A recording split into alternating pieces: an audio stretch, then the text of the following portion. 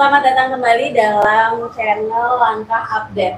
Dan pada saat ini kita juga bersama channel Baliga Academy, channel Muhammad Taufik and Partners, dan TikTok Andika Dian. Dan pada saat ini ada satu tema yang lumayan menggelitik gitu di publik mengenai gelar yang ada dan tiada. Tiba-tiba ada, tapi tiba-tiba tiada juga nih. Yaitu gelar Dr. Andes dan Insinyur dari Joko Widodo. Dan pada saat ini yang kita lakukan adalah menggali kebenaran ya, Bapak-bapak. Dan saya merasa terhormat sudah bersama dengan narasumber yang merupakan tokoh-tokoh atau aktivis yang berjuang mencari kebenaran untuk membuat isu polemik ini menjadi terang benderang. Dan mungkin boleh diperkenalkan dulu kali ya, walaupun mereka sudah terkenal, tapi saya izinkan bapak-bapak untuk memperkenalkan diri dulu begitu. Dimulai dari bapak sebelah sini, silakan Pak. Ya, terima kasih. Saya Suwarno. Dulu saya dan sampai sekarang itu sebagai aktivis buruh dan beberapa kali berinteraksi dengan Joko Widodo yang waktu itu sebagai wali kota Solo. Kira-kira itu saya saksi awal bagaimana seorang pengusaha kayu ini kemudian mulai bergeser untuk menampaki dunia politik dan jabat pemerintah sebagai wali kota pertama di tahun 2005. Silakan. Ya, saya Muhammad Taufik. Stop jualan pasir laut. Ya, putusan Mahkamah Agung nomor 05 2 Juni HUM atau hak uji materi tahun 2025 mengatakan semua penjualan pasir laut wajib dihentikan dan perintahnya itu diundangkan di dalam lembaga negara. Ya, saya Muhammad Taufik. Tadi ini salam hormat saya buat Pak Hanap dan Mas Yan dari channel Langkah Update. Ya, luar biasa ini pertemuan hari ini. Saya ingin sampaikan, saya Muhammad Taufik, saya advokat yang mengajukan gugatan tentang keabsahan ijazah. Bukan semata-mata ijazah SMA, banyak yang salah tafsir dengan pemberitaan.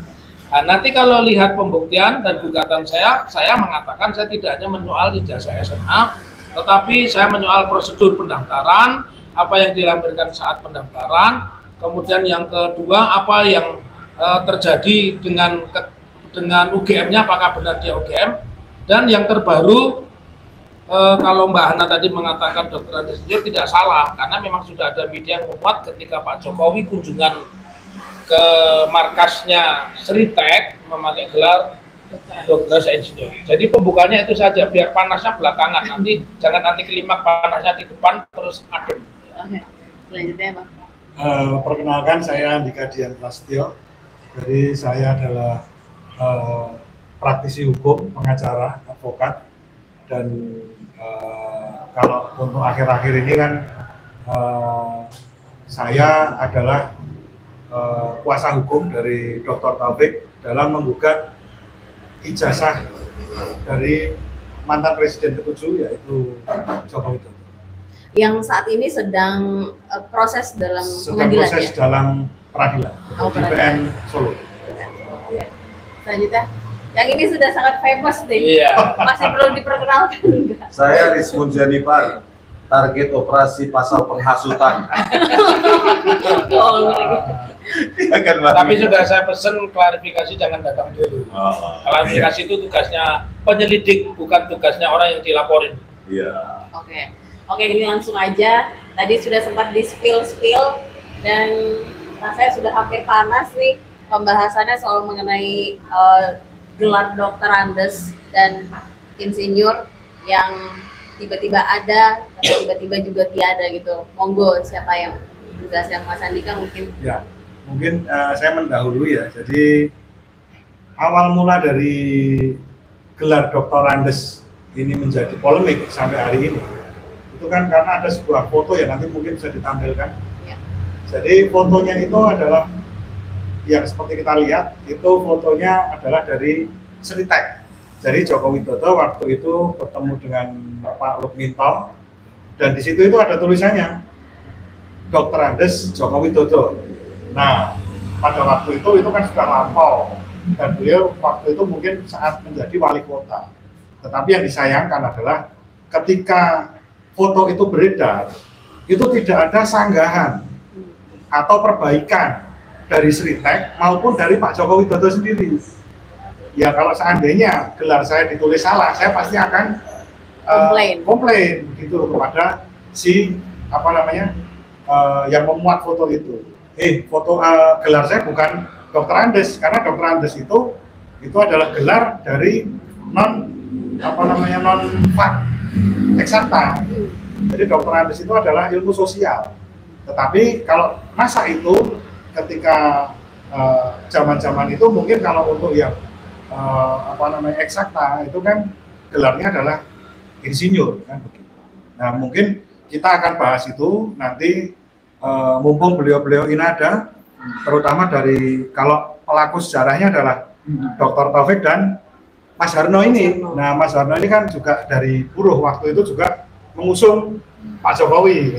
Oke, boleh langsung ke Mas Harno ya. Mas Harno boleh diceritakan kronologinya mungkin. Jadi di samping kami pernah membuat forum namanya Forum Kandidat Wali Kota di tahun 2005. Agak lama biar disut ke kamera ya. Nanti di salah satunya Jokowi ada di dalam forum itu. Kita saya lihat pakai kacamata apa enggak? Ini tahun berapa ini? 2005 aja nggak pakai kacamata kan? Iya.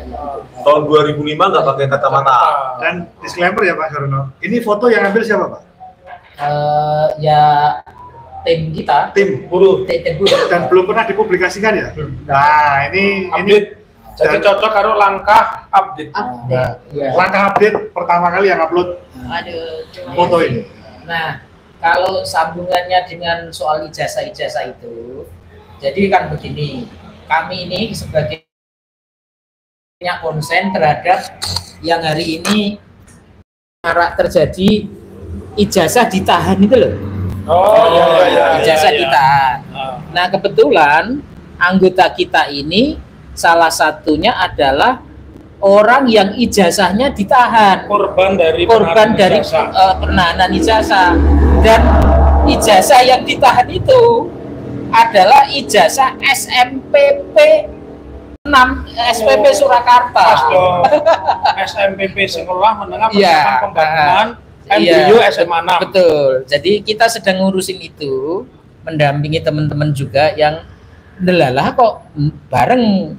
Jadi salah satu anggota kita ini dia lulus dari SMPP tahun ajaran 80-81.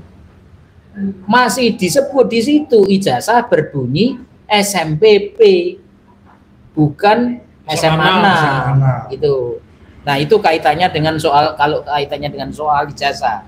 Nah, tapi kalau kaitannya dengan awal Jokowi bersinggungan dengan kita, yakni kita punya komunitas atau punya koalisi gerakan buruh di Solo waktu itu di tahun 2005 namanya KSB, Koalisi Buruh Surakarta. Bikin forum namanya Forum Kandidat Wali Kota. Ya sederhananya rada keren-kerenan lah kira-kira.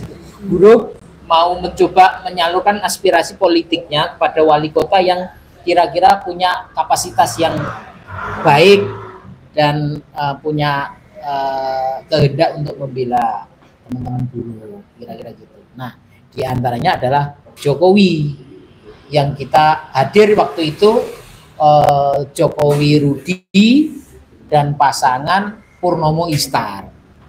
Nah, kebetulan saya selaku koordinator KSB waktu itu. Nah, memang kalau soal dinamika apakah dia dokter Andes, apakah insinyur, kita tidak begitu menguasai betul waktu itu ya, karena guru tidak ada konsentrasinya atau peminatan terhadap soal gelar waktu itu kan gitu. Nah, jadi ya yang jelas di tahun sebagaimana gambar kita punya di 2005 itu tidak berkacamata, Pak Jokowi tidak berkacamata, wajahnya halus, ganteng, enggak. Kalau sekarang kan ada fotonya gitu ya, enggak tahu itu. Ya sedikit Pak Arno, ini kan juga di sini kan tertera. Beliau belum menggunakan gelar insinyur juga di namanya ini. Saya tidak tahu persis apakah itu salah nulis atau memang seperti itu, tapi ya memang lebih banyaknya dikenal gitu. Tapi waktu itu apakah sudah pakai gelar dokter Andes gitu untuk dalam masa pencalonan itu? Saya agak lupa ya, tapi yang kita kan waktu itu kita menuliskan fakta integritas juga. Oh gitu. Nah, ada fakta integritasnya. Cuma karena sudah lama ya Mas, 20 tahun nih. Dan tidak fokus pada gelar ya. Iya, ya, kita nggak tahu juga waktu itu. Tapi pada saat ini kan diskusi ya, Iya. untuk menyaring atau memberikan aspirasi buruh kepada calon wali kota. Iya. Dulu di riset nggak apa itu calon-calon wali kota itu lulusan apa kiprahnya di bidang apa gitu, nggak ingat atau memang nggak ada? Saya Lupa ya. Saya lupa. Tetapi yang jelas Jokowi akhirnya kalah dalam debat itu. Kalah sama Purnomo Istar. Purnomo ya, Pak Purnomo yang kemudian jadi wali kota yang diusung PDI juga waktu itu, setelah periode berikutnya. Wakil wali kota. Ya, wakil wali kota di Sama masa Pak Efek Rudi. Pak Efek Rudi, ya. Oh ya, wakil wali kota. Ya. Mas Arno, saya jadi kepengen tahu nih, kenapa pada saat waktu itu teman-teman buruh ingin mengusung Joko Widodo? Maksudnya apa nilai value terbaik apa yang Pak Jokowi punya pada saat itu yang ingin belum mengusung, belum ke mendorong belum juga. Oh, Jadi belum. masih mengadu antara calon. Waktu itu kan ada tiga kandidat yang kita undang, yang berani hadir ya cuma Jokowi sama Ahmad Purnomo. Oke. Karena sudah ketahuan ya, kalau zaman itu kan buruh galak-galak ya. Dia pasti Kan sudah pemilu, itu kan dulu pada saat menyaring. Pada saat pemilu Tawalkot itu 2004, akhirnya buruh memihak memberikan aspirasinya kepada siapa? dua-duanya. Oh, Nah, di 2004, 2005 itu ada yang sebagian ke Joko Widodo, Sebagian Ahmad Purnomo. sebagian ke Ahmad Oh. Purnomo. Ini main aman nih, dua kaki nih aman. Ya. Dan ini ada dukungannya yang ke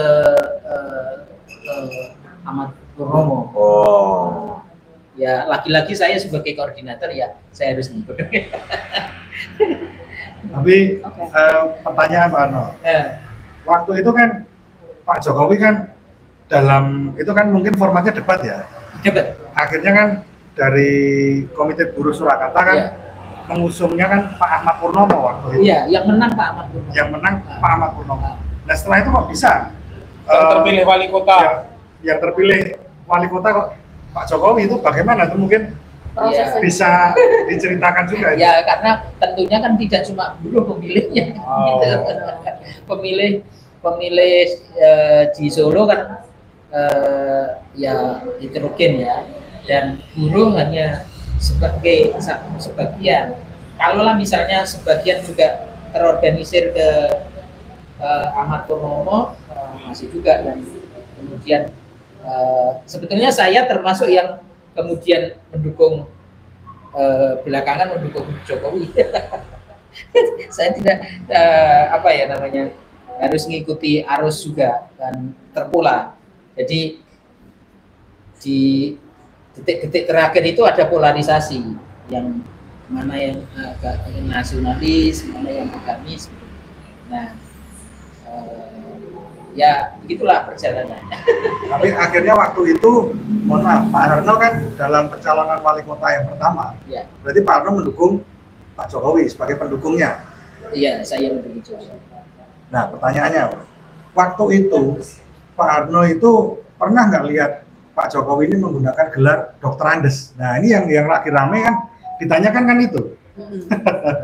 Saya kebetulan di periode Jokowi pertama itu sebagai anggota LKS Tripartit 2005 2010 ya. 2005 2010 ya. Nah, saya waktu itu kan di zaman Slamet Suryanto saya terima SK sebagai anggota LKS Tripartit. Bertanda Slamet Suryanto sebagai wali kota. Di zaman Jokowi itu saya tidak dapat. Tapi saya diangkat juga sebagai di Depnaker sana sebagai LKS Tripartit. LKS Tripartit itu salah satunya menentukan UMK waktu itu masih satu, belum baru yang belakangan Dewan Pengupahan sendiri, LKS Tripartit sendiri. LKS Tripartit lebih ke kebijakan perburuan, kebijakan pengupahan di Dewan Pengupahan baru belakangan. Nah, anehnya kami ini tidak ada SK dari wali kota, tapi rata-rata yang dulu kita lihat itu memang hanya ditulis Joko Widodo Tanpa gelar insinyur, berarti? tanpa gelar. Oh, berarti dapat kita simpulkan walaupun kita tidak menemukan gelar Dr. Andes, tetapi gelar insinyur itu munculnya juga baru belakangan dong. Saya tidak tahu kalau saya karena saya ya kita tahu kan bahwa pertama aktivitas kegiatan saya hanya di Kota Solo. Ya. Dan itu kan Jokowi itu hanya nyampe di Solo itu 2012 kalau nggak salah ingat saya. Jadi baru hampir 2 tahun menjabat sebagai wali kota di periode kedua, dia geser ke Jakarta. Dan satu hal yang menarik untuk Periode keduanya tidak tamat ya. tidak tamat. Tidak tamat. Tidak tamat. Ya. Yang menarik itu yang saya masih ingat, saya termasuk salah satu orang yang ngunggah-unggahi Jokowi. Melamar berarti. Ini biar Mbak Ana tahu arti unggah-unggah itu apa. Jadi Bahasa Jawa itu sowan, melamar supaya mau menyalurkan aspirasi Iya, kita. iya. Merayu. Iya. Merayu. ya kebetulan setiap aktivitas saya pasti terdokumentasi. Oh. Masih teringat saya bersama kawan-kawan buruh berkumpul di Pasar Triwindu karena waktu itu sampai detik terakhir Jokowi tidak mau mencalonkan lagi Periode kedua. periode kedua. Apakah gambarnya ini? Bukan Pertemuannya ini tahun 93. Oh, ya. Nah, Dan tadi sering pertemuan khususnya di periode kedua, Iya. ya Mas ya. Berarti ada surat menyurat dong harusnya mengundang Pak Jokowi Ya. untuk mengundang nah pertemuan. itu saya kebetulan tidak menjadi tokoh utama untuk men-setting pertemuan unggah-unggahi Jokowi. Oh, Jadi saya masih teringat waktu itu di Pasar Triwindu, lalu kemudian kita geser ke gedung pertemuannya Jokowi Sababwana untuk supaya Jokowi berkenan mencalonkan diri sebagai wali kota periode kedua. Ini Sebegitunya jadi saya upaya melanjutkan pertanyaannya ini Bang Rismon. Saya sebagai orang Jawa, biasanya di Jawa ini ada unggah-ungguh. Iya. Orang kalau haji aja disebut Haji Joko Widodo. Mm-hmm. Nah pasti di dalam satu pertemuan, Bapak Insinyur Haji Joko Widodo, pernah dengar nggak kata-kata itu? Kan Anda orang yang tadi unggah-unggahi, Anda kan Iya. paham, kan Dalam terjemahkan. masyarakat. Anda kan orang yang melamar. Di Jawa itu haji aja itu dipakai gelar itu, Oh. apalagi gelar dan akademik. diumumkan. Dan Iya, UGM pula, pasti, gitu, Pak, ya. pasti. Nah, seingatnya kan pasti pernah pidato juga. Mas Harno ini pernah pidato. Ada nggak dalam pidatonya? Ini kan apa ya, pelaku sejarah, dari Jokowi di forum debat itu kalah, lantas diberikanlah panggung. Nah, apa tidak ada sebutan yang kami hormati calon wali kota Daya yang kami dukung dari forum buruh Bapak Haji Insinyur Joko Widodo kata-kata itu ada nggak? Nah, ini pertanyaan serius karena itu budaya Jawa. Iya. Di Jawa ini kalau ada Kanjeng Raden Tumenggung Muhammad Taufik itu gelarnya pasti tulis lengkap. Kalau nggak marah saya, marah. Loh, saya gelar, iya benar. Sayangnya di gerakan guru itu Lupa. hal-hal yang kayak gitu nggak dihitung. Jadi di guru itu kan itu dianggap hal-hal yang sangat feodal. Tidak dihitung atau lupa. Tadi kan soal ijazahnya juga nggak ingat. Pakai dokter Andes apa engineer kan nggak ingat tadi. Iya, soal waktu aktif sebagai calon itu kan hanya dari beliau berdua kan. Iya. Sama konsepnya sama. Bagi gerakan guru yang kayak itu nggak dihitung, jadi lupa gitu. Nggak sama sekali. Jadi lebih ke lebih ke substansi gitu, Gerakannya. substansi gerakan. Mohon maaf, ini saya tertarik justru tadi kan Mas Harno bilang kan kalau Pak Jokowi itu dalam periode kedua itu kan koyo ora gelem maju basa Jawa ini. Dia itu seperti tidak mau maju lagi sebagai wali kota periode kedua. Tapi ketika kita tarik ke belakang yang baru kemarin itu kan sangat kontras sekali. Maksudnya kontrasnya begini. Sepertinya pada waktu pencalonan wali kota yang kedua itu kan Pak Jokowi sepertinya kan tidak mau Tidak ambisi. Tetapi kan yang kita dengar kemarin-kemarin kan 3 periode lah itu kan kontras. Dan itu mohon maaf yang saya tanyakan adalah formatnya waktu itu, waktu pertemuan di mana itu Pasar Triwindu itu apakah ngobrol santai atau memang betul-betul ada orasi atau bagaimana? Jadi karena sudah detik terakhir, hari terakhir, ingat saya itu sudah sore ya, Jokowi tidak juga segera mau mendaftarkan sebagai kandidat periode kedua. Maka bagi kita kan ya nggak tahu apakah dulu itu settingan atau seperti apa. Soalnya gini, itu mirip dengan cerita waktu proklamasi.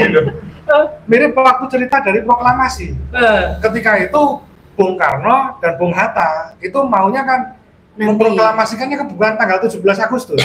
Tetapi waktu itu pemuda-pemuda menculik Bung Karno. Nah, apakah terinspirasi dari cerita itu? Nah, kalau saya justru tertarik kayaknya ini trik dari awal. Ingat ini teman-teman semua ya. Pada saat Pak Jokowi menjadi gubernur, dia ditanya diunggulkan sebagai capres. Saya tidak copras capres. Saya nyalon gubernur, saya jadi gubernur aja belum selesai. Kata-kata itu diulang, coba ingat itu di medsos berarti copras capres. Nyatanya dia aktif. Ya, yang malah diulang sampai muncullah yang namanya Anggit Nugroho, ya, Denny Iskandar dan sebagainya, dan Profesor Dr. Paiman misalnya. Ternyata ada periode ketiga. Jadi saya menilai Pak Jokowi itu sudah settingan awal. Jadi konsisten ya? Ya konsisten ditampil di bahasa Jawanya itu Mbak Ana, kelemar-kelember itu. Kelemar-kelember itu apa ya? Tidak minat, tidak tegas. Seolah-olah tidak ambisi. Tapi sebenarnya ambisius. Kalau bisa jangan cuma 3 periode. Kalau bisa udah itu diganti, diubah seumur hidup. Iya. Itu pun sama juga ketika. Ya lanjut Mbak Ana, biar ini Mbak Ana kok jadi kudeta ini. Karena bapak-bapak ini semangat banget gitu Pak. Mungkin kita sudahi dulu dari cerita dari Mas Harno. Kita ke Pak Taufik. Ya. Bagaimana sejauh apa keterlibatan Bapak? Ya. Karena tadi sudah disampaikan bahwa Bapak juga orang yang memperkarai. Betul. Dan saat ini masih dalam proses bukan peradilan. Ya. Gimana Pak? Sejauh apa Ya. dan kenapa? Ya. Boleh Pak. Oke, saya ceritakan dulu dan ini baru hari ini dimuat. Jadi saya sama Pak Jokowi itu sebenarnya sesungguhnya berteman lama. Berteman lama dan ini berhubungan dengan almarhum Pak Lukminto. Jadi di periode Pak Jokowi yang pertama itu saya mensomasi yang namanya Cafe Diamond. Kenapa saya somasi? Karena hampir semua pengguna toko, apakah dealer, bahkan hotel itu menggunakan bahu jalan, khususnya trotoar itu untuk parkir mereka. Saya somasi Dan somasi itu Pak Jokowi waktu itu mungkin masih polos ya. Periode pertama dia mengatakan saya dukung Pak Taufik. Lalu beliau mengundang saya, dan ini Mbak Ana, ini cerita menarik. Pada saat itu hampir tidak ada wali kota maupun bupati di Surakarta yang tidak menggunakan kantor kami Muhammad Taufik and Partners sebagai konsultan hukum. Jadi Pak Untung, Bupati Sragen juga menggunakan jasa kantor kami sebagai konsultan hukum kalau pemerintah Sragen ada masalah. Pak Bambang Rianto selaku Bupati Sukoharjo juga menggunakan kantor kami. Begitu juga Ibu Rina dan almarhum Pak Haryanto atau mengenalnya sebagai Pak Jembluk itu juga jasa kami. Lalu apa yang saya sampaikan kepada saya, apresiasi sama Pak Taufik berani mensomasi. Dan pada saat itu Pak Lukminto lewat utusannya memberikan parsel kepada kami, tapi kami tolak karena kami memang ingin konsisten menjadi pengacara publik, mewakili publik. Nah, singkat cerita pada akhirnya saya diundang ke Loji Gandrung ya, namanya Loji Gandrung.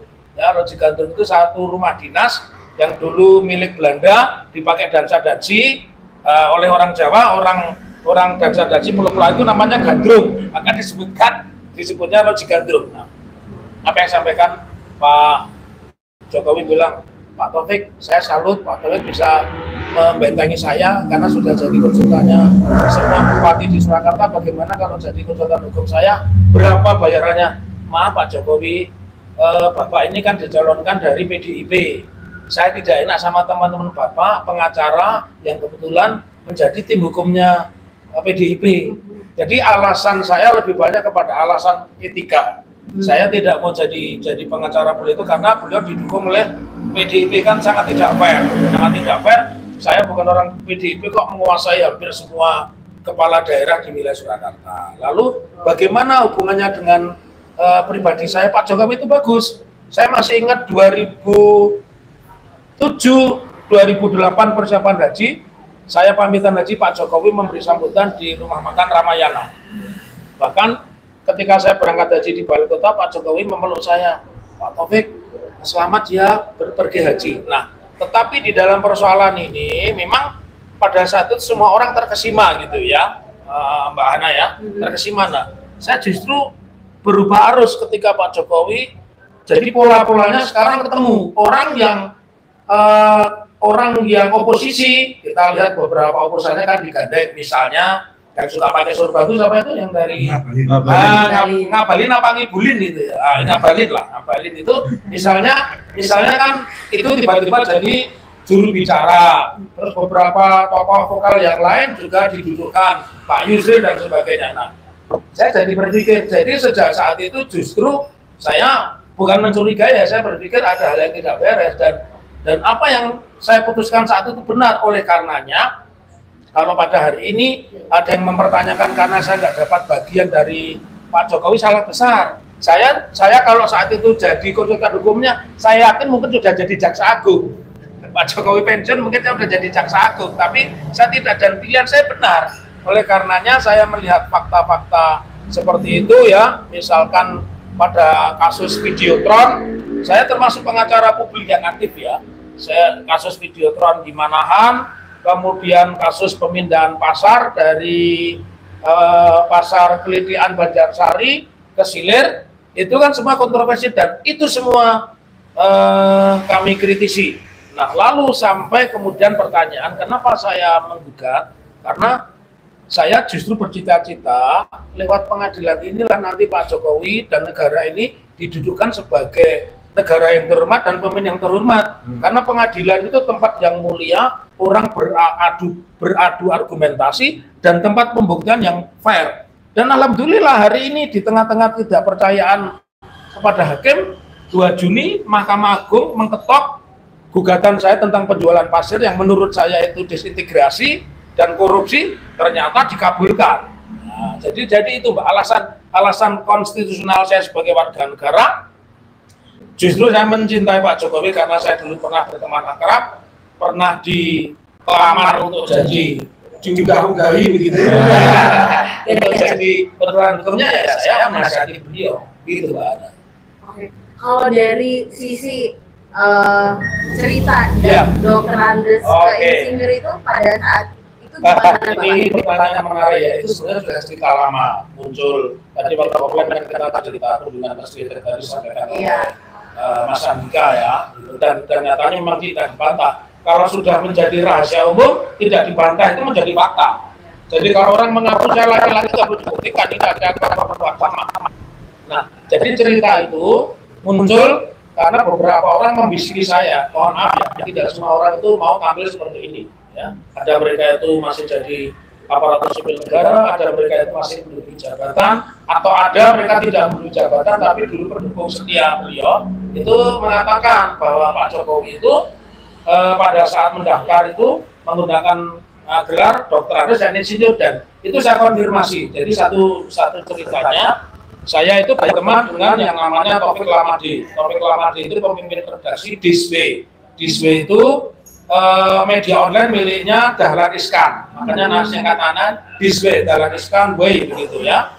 Kemudian Taufik Lamadi ini teman angkatan dia, sejarah 87 UNS, Eko Sulistyo ini juga 87 sejarah.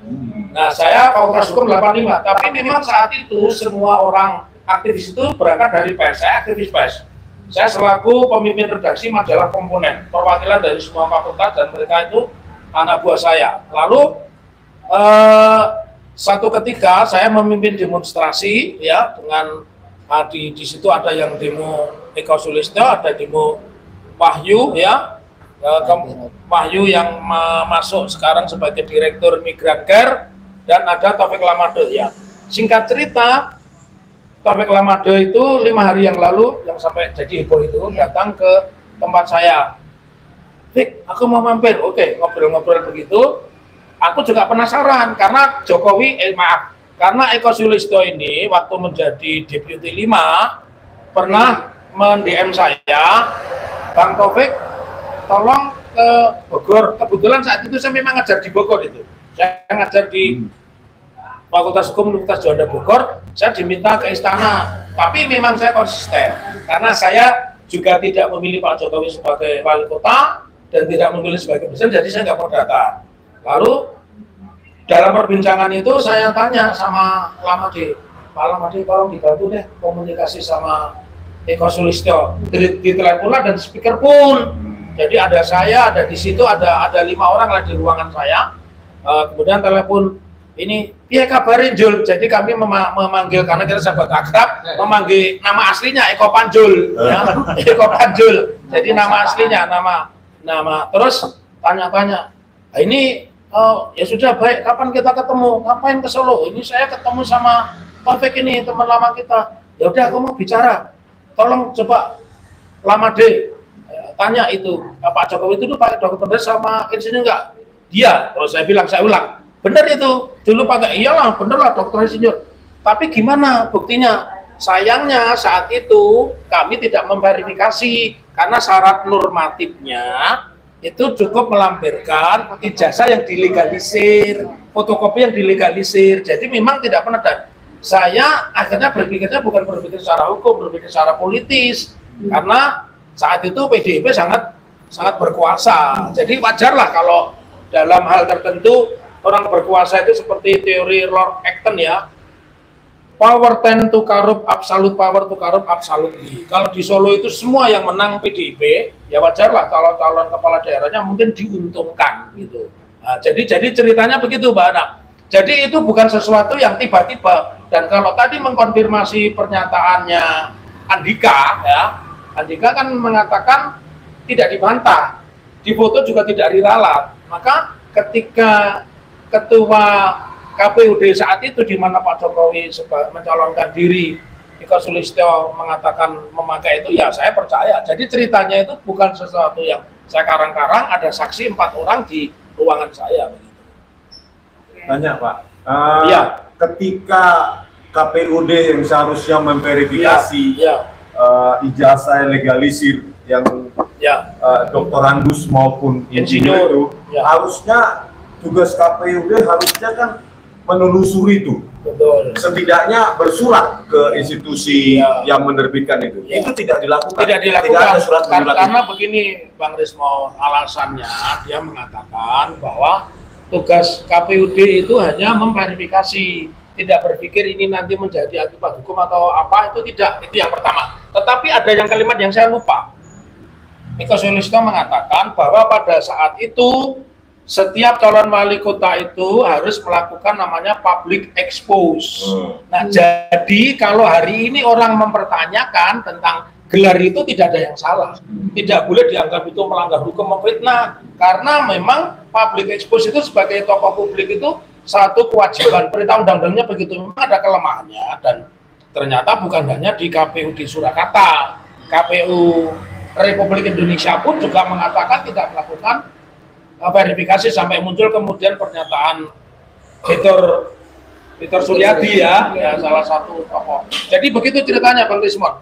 Nah, itu kan berkas itu kan kalau merujuk pada pencalonan Pak Jokowi sebagai calon wali kota pertama kali adalah tahun 2004. Iya. 2005 periodenya. Pencalonan 2004 ya, atau periode 2005-2010. Nah, itu kan kalau kita rujuk itu kan baru 20 tahun yang lalu. Iya, iya. Artinya bahwa masih bukti analog untuk pencalonan itu di KPU di Solo itu pasti kan ada. Itu kan cuma empat calon wali kota berikutnya. Iya, iya. Kalau disimpan pun tidak makan tempat harusnya, betul. karena kan cuma 4 kali berikutnya dari Pak Jokowi. Harusnya KPUD Solo itu harusnya memiliki berkas analog, bukan berkas digital yang di server di server KPU saja. Betul, benar. Secara fisik pada saat itu mestinya masih ada, masih tersimpan. Dan kalau tadi mendasarkan pada aturan pemilihan umum maupun PKPU, peraturan Komisi Pemilihan Umum, memang harus ada public expose. Kenapa harus ada public expose? Kalau ada masyarakat yang menyatakan keberatan terhadap pencalonan orang itu boleh. Berarti gampang sekali apa yang dikatakan oleh Pak Eko Sulistyo itu diverifikasi dengan berkas analog, berkas fisik yang ada di KPUD Solo. Sebenarnya itu gampang sekali ya Pak? Ya, gampang. Dan berkasnya itu ada Pak? Ya, kalau itu saya tidak berani mengatakan. Pertama, saya kan bukan salah satu pendukung baik tim ses maupun orang yang memilih salah satu calon wali kota. Yang kedua, itu kan kewenangan pada divisi hukum Komisi Pemilihan Umum Daerah Kota Surakarta.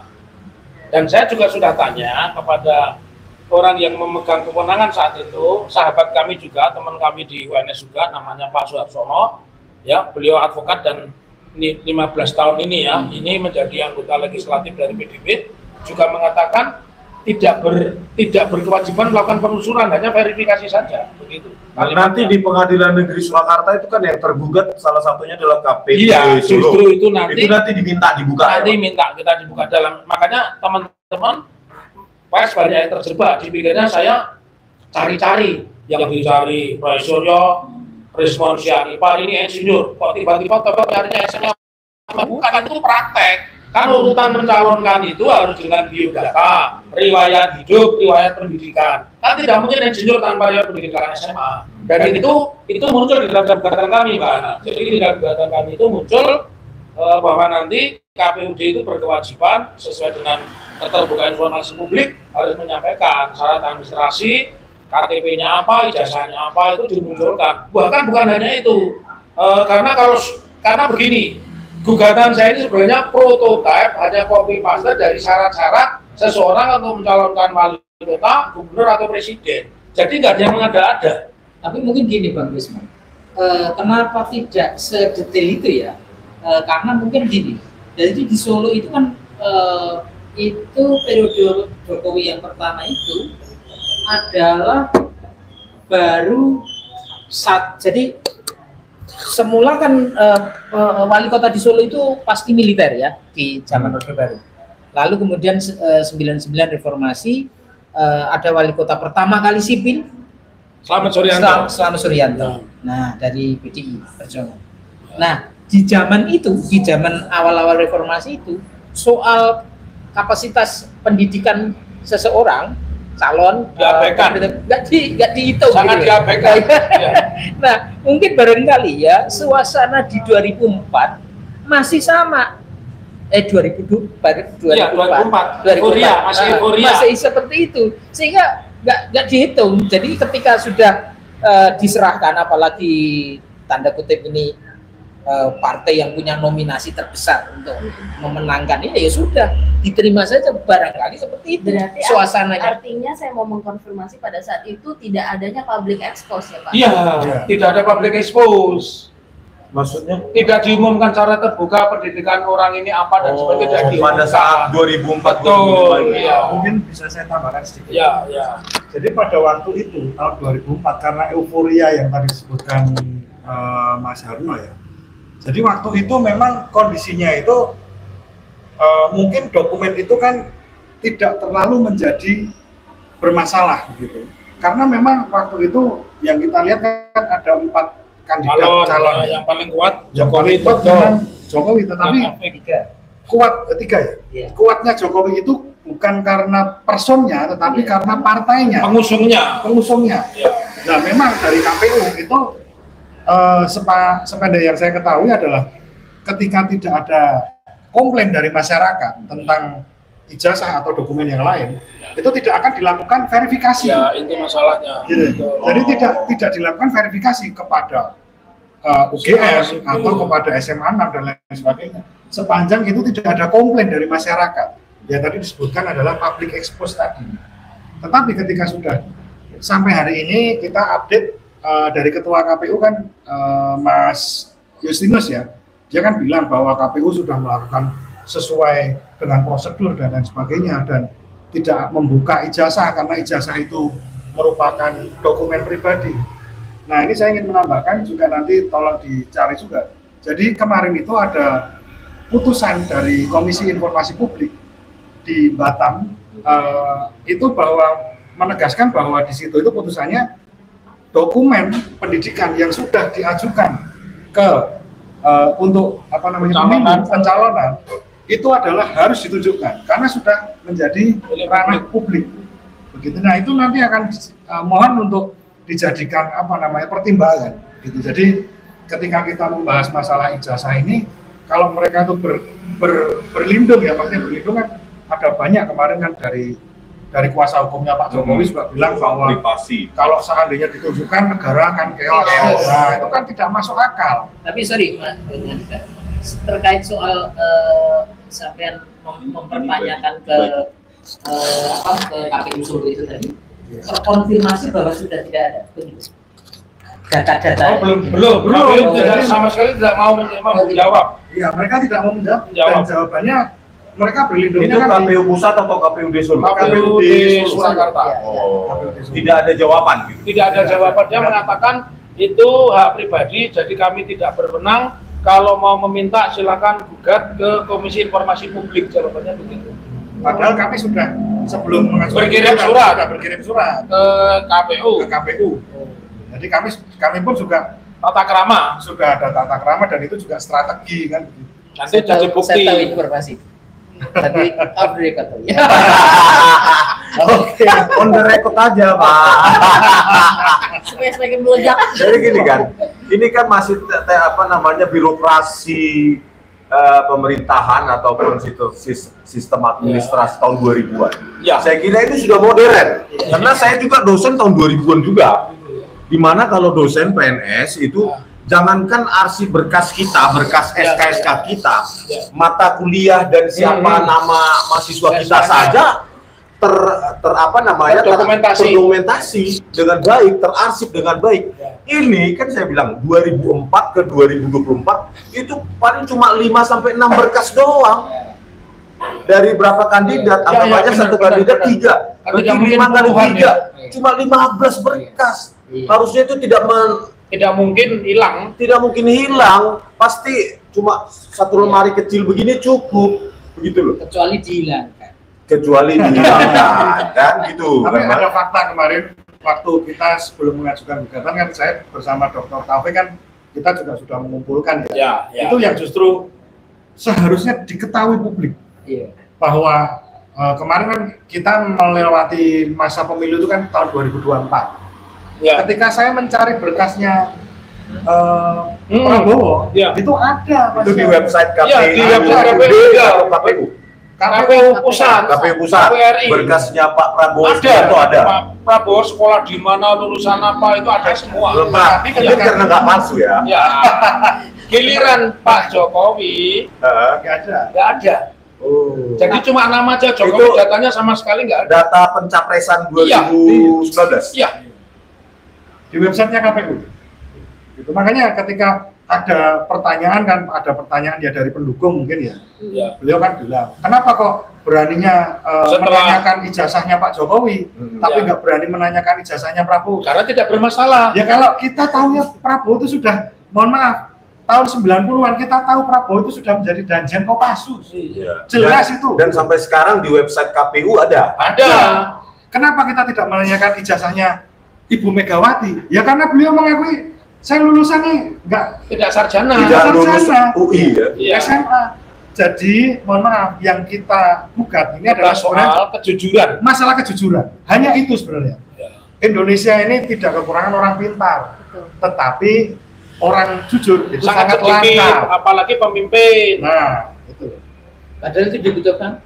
Yang harus jelas seperti Ya, kalau saya kan sudah jelas, bagi pemimpin yang tidak jujur kan saya sudah demo. Kalau saya kan hari ini mestinya dilakukan Loh, upaya justru itu paksa. kita upayanya lewat pengadilan supaya dipaksa. Apalagi Pak Jokowi mengatakan kalau perintah pengadilan saya akan hadir. Berarti termasuk ketika ini berkas-berkas ini nggak ada, harus di upaya paksa juga. Makanya itu kan namanya PMH ya, gugatannya PMH ya.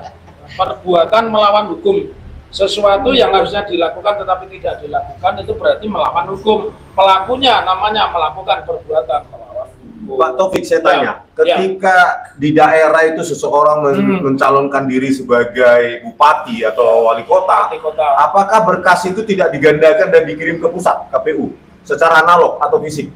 Ya dikirim, pasti dikirim. Digandakan ya, dikirim digandakan, ya? betul. Berarti harusnya Ya. berkas-berkas fisik tersebut seharusnya ada Ya. juga di Dan di menurut KPU saya pusat. bukan hanya di KPU, mesti di Mendagri pun juga ada. Karena kan belum nanti dilantik sebagai calon wali kota kan Mendagri memverifikasi. Kalau wali kota bupati kan yang melantik Mendagri. Heeh. Ya kalau gubernur kan presiden. Nah itu pasti ada itu Bang Rismon. Tidak mungkin tidak ada. Lalu dari mana? Masa cuma diketik doang? Namanya gini langsung dipercayakan? Enggak. Enggak, maksud saya bukan hanya ada di KPUD Iya, tempat iya, yang mencalonkan. iya. Dikirim mungkin Iya. ke KPUD pusat Betul, atau betul. di provinsi, Provinsi ya, Oh. tentu. Bagi kami aktivis itu sederhananya begini, berpikir, apalagi ijazah yang tidak bisa hilang. Orang saja bisa hilang. ya, kalau itu Bang Risma ya. Kedaulatan rakyat. Nah, apa yang saya temukan kemarin dengan Sentana TV itu bukti fisiknya koran itu ada tahun 1980 kecuali Yang itu kan satu bundel per Oh. 3 bulan. kecuali yang pengumuman. Pengumuman itu satu bundel hilang Ya. bulan Juli, Agustus, September. Ya. Kan pengumumannya di bulan Juli. Ya. Nah, itu yang nggak ada. Tahun 1980 yang lain, bulan lain ada. Ya. Katanya disita oleh UGM dan Barreskrim. Terus yang ada Ya. itu adalah versi digitalnya. Ya. Itu Cuma- sudah dilakukan kan berarti? Sudah kita lihat akhirnya versi bukan gini Mas, versi digital itu kan gampang dimanipulasi. Ya. Saya sangat sensitif Ya, dengan betul, manipulasi betul. kasus Jessica Wongso Nah, dan KM50. Jadi yang ada di situ kita diminta itu versi digitalnya kan Ya. sudah ada, makanya disita katanya gitu. Kan gitu alasannya. Terus saya lihatlah versi digitalnya secara visual, Ya. saya lihat, loh kalau halaman lain tuh kok tajam, Ya. Ya. judul apa yang lain. Iya, iya. Pada saat pengumuman nama-nama tiba-tiba kabur Oh, nama-nama mahasiswa itu. Kalau saya gampang, website KPU masih hidup, masih lembaganya eksis saja, giliran Jokowi nggak ada kok gimana? Apalagi tuh. Apalagi ya. Jokowi. Dan bukan hanya itu Bang Rismon, kalau soal sita tadi kan ada kalimat KM50. Orang rest area aja tiba-tiba hilang. Bongkar ya, Ini rest Bang. area aja bongkar, apalagi cuma secumil 1 tahun berdiri bongkar. bongkar. Rest Tapi area kayak begini begini. Bang Risma, kan Bang Risma ini kan seorang dokter dalam bidang Digital forensik. digital forensik. Jadi yang saya tanyakan adalah bagaimana caranya kedaulatan rakyat itu dalam memindah format dari analog ke digital, itu apakah melalui apa namanya scanner atau foto? Scanner. Harusnya scanner. Kalau dari metadatanya scanner. Oh, scanner. Cuma yang paling heran, metadatanya itu kita periksa ternyata Oktober 2014. Gitu loh. Artinya Baru saja. pertama kali diciptakan yaitu Di saat itu, Oktober 2014 versi digitalnya kan Ya. seharusnya. Kenapa sudah diciptakan versi 2014 dan versi analognya baru pertengahan April disita? Pertanyaan lagi Pak Rizwan. Kalau saya gini, Seharusnya kan sudah ada versi digital, Saya mau- analognya pun tetap ada. Buktinya 2014 Mau komentar dalam pada saat kapasitas saya Jokowi sebagai jadi aktivis. presiden. kalau saya nggak heran yang kayak ini hilang, baik analog maupun digital. Lah orang miliknya yang lembaga pemerintah yang ngurusin itu aja bisa bobol ya? Iya. KPU. Bukan yang lembaga apa yang kita punya data kemudian di Oh, Badan Cyber Nasional. Tapi Badan Capil. BSN, Badan Cyber Oh, itu Badan kan Cyber. bisa dihack gitu loh Mas. Iya. Tapi gini Pak Rizwan, tadi kan pernyataan Pak Rizwan memindahkan dari analog ke digital Tahun itu 2014. melalui proses scan. Sekarang saya tanya, alat scan mana yang bisa hasilnya kabur? Nggak ada. Harusnya seragam Harusnya resolusinya. seragam. Dan scanner beda dengan foto. Makanya istri saya langsung bekerja. Kenapa di halaman pengumuman mahasiswa itu tiba-tiba dia kabur, Nah. padahal menggunakan alat scan yang sama. Nah. Lembaran kan ada sekitar 6 atau 8 halaman. Ya. Kenapa di halaman itu yang kabur? Dan alat scanner kan nggak mungkin bisa kabur, Bang. Itu 2014 Pak, teknologi Iya. scanner sudah sangat tinggi. Nah, makanya kan nggak mungkin kalau kita scan itu kabur, kecuali kalau kita foto. Kalau pakai kamera kan mungkin bisa kabur. Berarti bisa Dia kalau dikatakan goyang dia kabur. Nah, Diduga- tapi alat scan kan nggak diduga sengaja dikaburkan. Ya, Kata-kata seperti pengalaman itu ya? dari kejahatan laboratorium forensik Barreskrim kan itu yang mau kita bongkar. Kita bukan benci sama Barreskrim. Betul. Itu apa? Itu dibiar rakyat kok. Iya, Justru iya. kita cinta mengkoreksi Betul. mereka gitu loh. Maka cara pekerjaannya harus diperbaiki. Dia perbaiki karena Nah. mereka dibayar rakyat. Artinya tidak cukup syarat sebagaimana yang diungkapkan Dr. Taufik tentang kejujuran. Sebenarnya profesionalisme juga harus nomor satu juga. Ya, jadi kejujuran itu salah satunya integritas. Integritas itu harus cerdas, jujur, dan apa adanya. Kalau tidak cerdas ya tidak bisa menganalisa. Nah, tadi kembali kepada pertanyaan ada yang menarik menggelitik saya. Apapun yang dilakukan oleh Barreskrim, apapun yang dilakukan oleh tim hukum Pak Jokowi, kalau pembuktiannya lewat medsos itu tidak berpengaruh apa-apa. Pembuktian yang kuat sesuai dengan pasal 185 KUHP itu harus di depan persidangan. Jadi silahkan Barreskrim Mabes Polri yang mengatakan katanya punya ijazah yang sah, identik bawa ke pengadilan, benar nggak? Kan tidak cukup, saya ini sah, ya kan? Sah itu sepanjang masyarakat tidak mempersoalkan itu sah. Tetapi ketika ada yang mempersoalkan, berarti ada dispute. Siapa yang mengadili dispute? Di depan persidangan. Jadi pembuat undang-undang itu sudah pintar, cerdas dan berintegritas. Pembuat undang-undang. Pembuat undang-undang loh ya.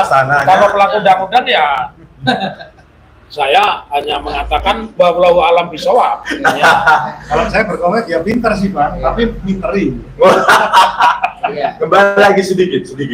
Jadi tadi kan argumennya, kenapa itu disita? Yang satu bundel 3 bulan tahun Ya. 9 koran KR Bulan 1980, Mei, Juli, Agustus, September. Juli, Agustus, September ya. Alasannya karena sudah ada versi digital. Ya. Padahal metadatanya mengatakan itu didigitalisasi 2014. 2014. Kenapa baru pertengahan April 2025 disita? Ya.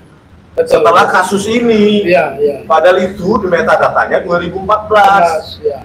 Itu makanya kita selalu mencurigai ini perbuatan-perbuatan yang seperti ini yang sering dilakukan. Nah selanjutnya, hal yang sama juga dilakukan oleh UGM. Tahun 1985 skripsi di Fakultas Kehutanan setidaknya hanya milik punya Pak Jokowi. Ya. Kemana skripsi-skripsi yang tahun 1985 lulus dari Fakultas Kehutanan dan fakultas-fakultas lainnya di UGM? Bang Resmond kan pakar soal Digital forensik. Ya. Beberapa tokoh hari ini kan mengomentari bahwa tidak pernah ada jurusan teknologi kayu di Fakultas Kehutanan. Secara forensik bisa nggak dilihat itu? Pernah? Itu mohon maaf. Itu sejarah apa aja kita periksa secara perkembangan Fakultas Kehutanan UGM. Iya. Itu yang di website UGM itu. Iya. Tetapi apa yang kita bisa lakukan adalah itu sudah berapa kali diubah itu bisa kita lakukan. Kalau website itu berubah berapa kali dan kapan diubah itu bisa kita lakukan. Ini saya sampaikan sebagai ilmu baru ya. Kalau sebuah polemik yang mempertanyakan tentang keabsahan berarti ada kecurigaan, ada kejahatan. Kejahatan itu ideologinya, asasnya itu adalah presumption of guilty. Presumption of guilty. Artinya sepanjang belum dibuktikan itu dianggap bersalah. Jadi kalau itu sudah dibuktikan ini asli, selesai itu. Jadi selama ini masyarakat salah mengartikan, oh tidak boleh menuduh Pak Jokowi nanti kena presumption of innocent. Presumption of innocent itu hanya di pengadilan.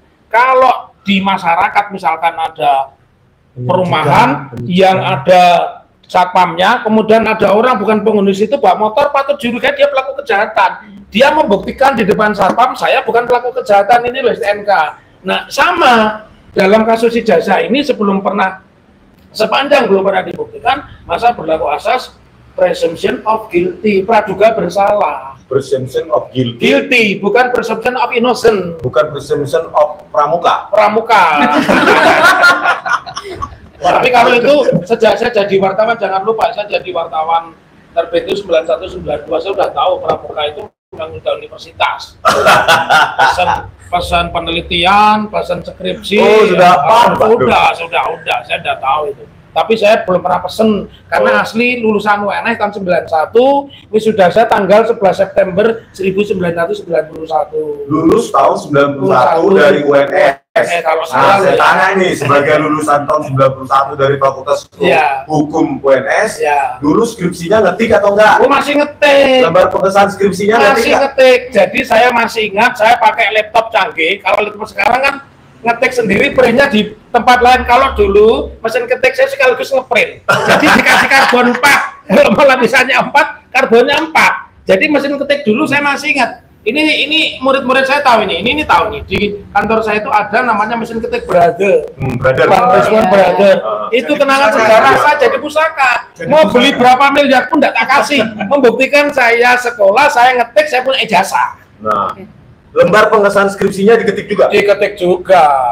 Terus ada nggak saat itu tahun 91 kertas, sudah ada nggak Pak di UNS lembar pengesahan skripsi ada watermark logo kuning UNS atau merah atau apa? Watermark-nya? Iya. Atau polos lembar pengesahan skripsinya? Kalau pada saat itu sudah ada logo UNS-nya. Logo UNS-nya sudah ada. Iya, tapi begini logonya itu sudah jadi.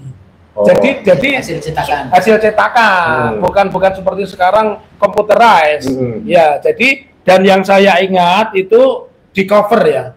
Jadi di lembar pengesahan skripsi. Di lembar pengesahan skripsi saya mesti mengingat dulu ya. Tapi yang pasti pada saat itu yang saya tahu tulisannya Universitas 11 Maret ada kertasnya tersendiri. Tapi kertasnya kertas cetakan. Tetapi masih ngetik. Iya. Nama dosen pembimbing, penguji. Iya. Dan sekarang saya bisa buktikan kertas ijazah saya itu warnanya jadi berubah pudar.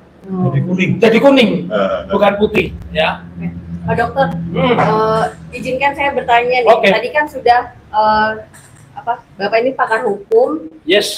Dan yang kemarin-kemarin sempat kuasa hukumnya Jokowi itu selalu mengucapkan siapa yang mendalilkan, dia yang harus membuktikan. Coba Pak, mohon dijelaskan dari kata-kata itu terkait dengan kasus ini, Pak. Oh, ini satu pemahaman yang sangat keliru ya. Mendalilkan, membuktikan, tolong dibaca di HR ya, pasal 161 ya, sampai dengan pasal 217 HR, bahwa di dalam proses pembuktian itu orang yang dituduh juga harus membuktikan ya. Artinya begini, saya misalkan seorang debitur bank, saya merasa sudah membayar lunas, bank apa benar bank tidak perlu membuktikan bahwa Taufik belum lunas, cukup dari saya ya banknya hancur dong. Saya utang sekian miliar, saya mengatakan lunas, Bank mengatakan belum lunas, saya mengatakan lunas, oh bank tidak perlu membuktikan, yang membuktikan saya hancur banknya. Jadi di dalam perdata itu untuk meneguhkan hak tergugat pun harus membuktikan. Jadi nggak benar itu kalau apa namanya Statement itu. ya statement bahwa saya menggugat maka saya membuktikan. Nah kalau dia tidak membuktikan berarti dia mengakui bukti dari saya dong. Jadi di pengadilan itu ada bukti itu ya, dibaca kembali di HR begitu. Oke. Selanjutnya. Juga seharusnya dari para tergugat, karena mereka digugat, kalau mereka meyakini suatu kebenaran, ya harus dipertahankan kebenaran itu. Dengan cara apa ya? Dengan mengajukan bukti-bukti juga. Gitu. Jadi tidak hanya penggugat yang mengajukan bukti, tetapi para tergugat ini untuk mempertahankan apa yang dianggap dia benar, yaitu yang membuktikan. Sebenarnya dalam kasus ijazah ini itu simple. Saya berulang kali bilang bahwa ketika saya menanyakan, katakanlah ini Bang Rismon, sering banget beliau ini ditanyakan, wah Bang Rismon ini benar nggak ini lulusan Yamaguchi? Yamaguchi menolak. Bang Rismon juga, ini loh ijazah saya. Selesai, mau diautentifikasi dengan cara ditanyakan atau diuji apa namanya dengan teori Bang Rismon atau siapapun yang berhak menguji, tidak ada masalah. Karena di ijazah itu, mohon maaf, itu walaupun ya mohon maaf ada data nama dan lain, tapi di situ tidak terdapat data-data yang dirahasiakan gitu. Jadi data sensitif kan tidak ada. Tidak ada alamat ya? Tidak ada alamat. Ini Andika, saya potong pertanyaannya Mbak Ana tadi. Anda dulu kan orang bank, ini kan dulu anak buahnya Sandiaga Uno ini, Bang Pundi. Kalau saya gugat bank Anda membuktikan nggak? Ya, kalau saya menggantikan ini, bank ini nggak bener ini, saya udah baru lunas kok ditagih lagi. Anda membuktikan nggak? Buktikan. Apa Anda cukup nggak bener topik itu? Nggak datang, berarti Anda nggak pernah datang ke pengadilan, atau harus datang? Ya harus datang, dan kami pun bawa data bahwa ini loh Pak, Bapak itu pernah membayarkan angsuran bulan sekian, tapi pada bulan ini Bapak tidak membayarkan. Sudah kan Mbak Ana sudah terjawab ya, ini praktisi, dulu orang bank juga, anak buahnya Sandiaga Uno, tapi dia mikir setinggi jabatan apapun, halo, Pak saya nggak mungkin Uno punya bank gitu. Makanya dia dulu keluar jadi pengacara. Saya dulu di Bank Pundi Pak Sandiaga Uno. Bank Pundi Pak. Oke, Bang Rismon mungkin. Ada satu pertanyaan lagi nih. Ya. Terkait dengan klarifikasi dari beberapa orang di antara kami tentang pasal penghasutan KUHP pasal 160. 160 ya. Terkait mungkin ya kedatangan kami ke UGM dan mereka, karena saya nggak ikut ke rumah Pak Joko Widodo, padahal itu sudah bersurat resmi dan sudah ada tanggapan dari UGM, silakan datang pada hari H pukul sekian gitu. Terus kami masih dituduh oleh orang-orang yang merasa terhasut gitu dengan pasal penghasutan. Nah, informasi terakhir ternyata mungkin ada yang terhasut. Dalam hal ini media-media di Australia sekarang sudah mulai menyiarkan berita-berita tentang keotentikan ijazah Jokowi ini di Australia, sehingga dari seorang teman saya dapatkan info bahwa teman-teman yang ada di Indonesia, teman-teman Indonesia yang ada di Australia merasa malu.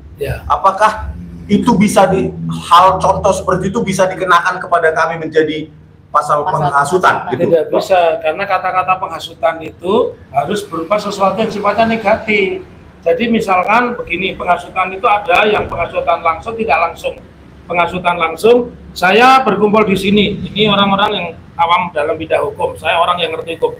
Ayo kita serbu kantor polisi, karena polisi bla bla bla, Anda bergerak ke kantor polisi, saya kena pasal penghasutan, karena saya berarti secara langsung menyuruh Anda sebagai inisiator, aktor intelektualis di balik Anda menyerbu kantor polisi, itu penghasutan yang pertama.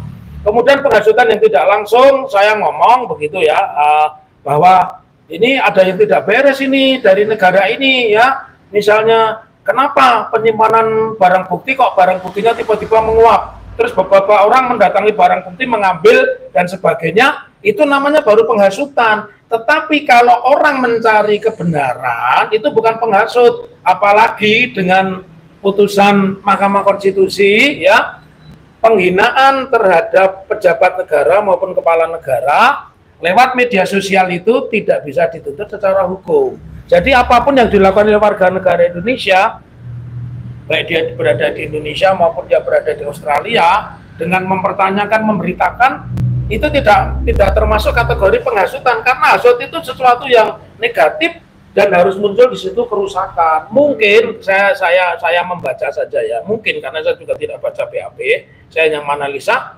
Sepertinya mereka masih terjerembab pada pola pemikiran ketika memenjarakan Gus Nur maupun Bambang Tri, bahwa orang itu dianggap menimbulkan keonaran. Mahkamah Konstitusi dengan putusannya mengatakan sudah mencabut pasal 14 ayat 1 dan pasal 15 Peraturan Pidana nomor 1 tahun 46, bahwa yang namanya onar itu ya harus ada kerusuhan fisik. Kalau medsos ya harus rame. Medsos itu kalau mau dapat duit ya harus meledak. Makanya followernya, subscribernya 7 juta, viewernya hanya itu. Gimana sih medsos itu? Makanya yang namanya Elon Musk saja membeli Twitter. Jadi apa dia juga berarti ini dong, penghasut dong dia, karena menyebarkan orang untuk ngomong dan sebagainya. Jadi sudah terjawab itu, Mbak Ana. Oke.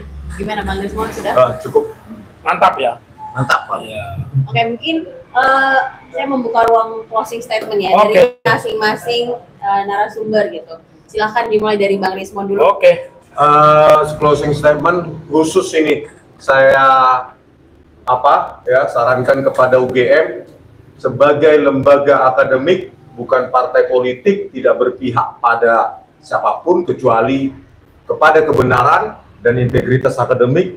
Maka saya minta untuk kepada Profesor Wening, ya, Wakil Rektor Bidang Kemahasiswaan, untuk merilis video pertemuan kita tanggal 15 April 2025, karena sesuai janji oleh Ibu Profesor Wening, itu akan dibagikan ke kita secara utuh atau dirilis oleh pihak UGM secara utuh, supaya ya bisa menjadi konsumsi publik.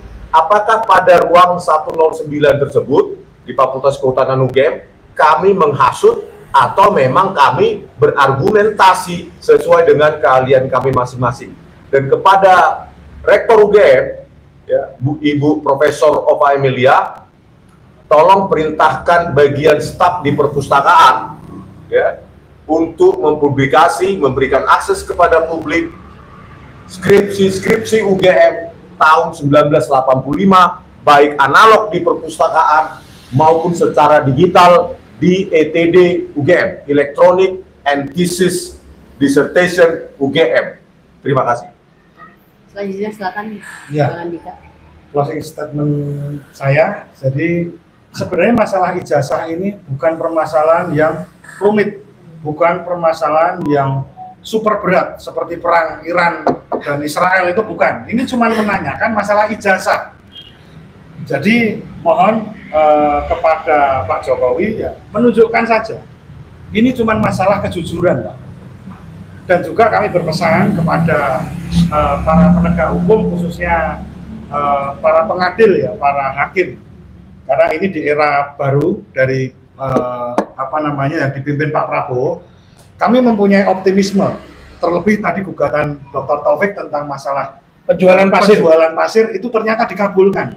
Kami sangat-sangat menaruh harapan besar kepada para majelis hakim bahwa kasus ini segeralah diselesaikan, tetapi dengan di persidangan yang urut dan memenuhi rasa keadilan dari masyarakat. Karena kenapa kok saya bilang seperti itu? Dalam jawaban dari para tergugat itu sepertinya kok menginginkan eksepsi untuk dikabulkan. Ketika eksepsi ini dikabulkan, maka dari itu misteri ijazah ini tidak akan terbuka. Tidak akan terbongkar. Karena majelis hakim harus tahu bahwa Pak Jokowi pernah bilang ketika ijazah itu diminta oleh pengadilan akan saya tunjukkan. Maka dari itu janganlah ini nanti diputus. Biarkanlah kasus ini berjalan sampai ke pembuktian, kita adu data, kita adu analisa, dan lain sebagainya, supaya rasa keadilan masyarakat ini betul-betul terpenuhi. Terima kasih. Ya, saya menyambung Andika saja. Tadi sudah banyak disebut ya. saya sampaikan kepada Pak Polisi, dalam situasi apapun kita masih butuh polisi. Oleh karena itu saya berharap polisi jangan memihak kepada Pak Jokowi, polisi jangan memihak kepada penguasa, tapi jadilah polisi itu penegak keadilan. Kalau penegak hukum sudah, tapi yang dibutuhkan di Indonesia hari ini adalah penegak keadilan. Jaksa yang menegakkan keadilan. Polisi yang menegakkan keadilan. Hakim menegakkan keadilan. Apa yang saya sampaikan ini bukan cita-cita, tapi konsep tertulis di dalam undang-undang kita, KUHP kita, undang-undang kejaksaan, undang-undang kepolisian. Saya mulai dulu dari undang kepolisian. Polisi ketika memeriksa menetapkan seorang tersangka dengan kata-kata pro justisia, artinya demi keadilan. Jaksa ketika menuntut dengan mengucapkan kalimat demi keadilan berdasarkan ketuhanan yang Maha Esa. Hakim ketika memutus juga dengan irah-irah demi keadilan berketuhanan yang Maha Esa. Dalam ruangan ini saya meminta polisi, jadilah kalian polisi miliknya bangsa Indonesia, bukan milik penguasa Indonesia, apalagi milik pengusaha Indonesia atau mantan penguasa Indonesia. Karena ketika pengusaha ini puput, bahasa Jawanya, puput itu apa ya? Bangkrut. Anda juga akan bangkrut. Tetapi ketika Anda menegakkan keadilan, Anda akan meninggalkan legacy. Begitu juga kepada jaksa, saya juga meminta Anda bekerja untuk menegakkan keadilan. Begitu pula terutama kepada Pak Hakim, kalau Mahkamah Republik Indonesia sudah memberikan contoh dengan membuat putusan yang berani membatalkan kekuasaan Pak Jokowi, saya juga yakin Anda bagian dari Mahkamah Agung. Mudah-mudahan tanggal 10 Agustus yang kalian putuskan itu apa yang disampaikan oleh Bang Rismon, apa yang disampaikan oleh Bu Dr. Tifa, apa yang disampaikan oleh kuasa hukum Pak Jokowi atau siapapun yang mengatakan Pak Jokowi punya jalan, silahkan diadu bukti dan hakim mengadili. Begitu harapan saya. Salam akal waras, tetaplah bernyali di negara yang harus kita merdekakan. Merdeka. Oke, yang terakhir boleh ditutup oleh Mas. Ya, bagi kami berkeyakinan selama ini bahwa kebenaran itu pasti akan mencari jalannya sendiri. Dan itu kami sebagai wong cilik selalu menggunakan ilmu titik. Meniteni itu bahasa Indonesia ya Pak? Memberi tanda, ya. Mengamati, ya, niteni pokoknya. Ya. Selalu akan terjadi bahwa kezaliman itu pasti akan terbuka. Makanya bagi siapapun yang sedang berkuasa, sedang memimpin atau menjadi tumpuan daripada orang kecil, rakyat banyak, berlakulah adil, berlakulah jujur, berlakulah profesional sebagaimana yang tadi kita bicarakan bersama. Jadi jangan mengkhianati rakyat kecil, mengkhianati hidup rakyat. Hidup rakyat. Pengkhianat pasti akan dikhianati. Oh iya ya. Betul. Pengkhianat pasti akan dikhianati. Oke, itu dia tadi perbincangan kita pada sore hari ini. Dan saya mau meminjam kata-kata dari Pak Taufik tadi. Indonesia tidak kekurangan orang pintar, tapi Indonesia ini kekurangan orang yang jujur. Saya menghimbau kepada semua subscriber, penonton dari kanal-kanal YouTube Bali G Academy, Langkah Update, Muhammad Taufik and Partner, dan Andika Dian, TikTok. Ayo kita masih punya kesempatan untuk terus berlaku jujur demi Indonesia, demi masa depan, demi anak cucu kita ke depan, demi generasi yang lebih baik menuju Indonesia Emas 2045. Semoga itu bisa terjadi. Amin. Terima kasih banyak waktunya yang sangat berharga buat saya karena saya juga mendapatkan banyak data baru, ilmu baru. Saya seperti kuliah dengan Pak dosen di sini menyerap berapa SKS di sini dan saya itu minimal 6 kali pertemuan. Ya, saya berterima kasih dan sampai jumpa lagi di podcast kita selanjutnya. Salam.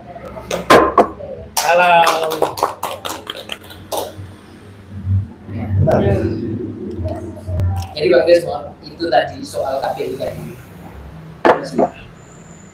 Kan dulu dong. Siapa?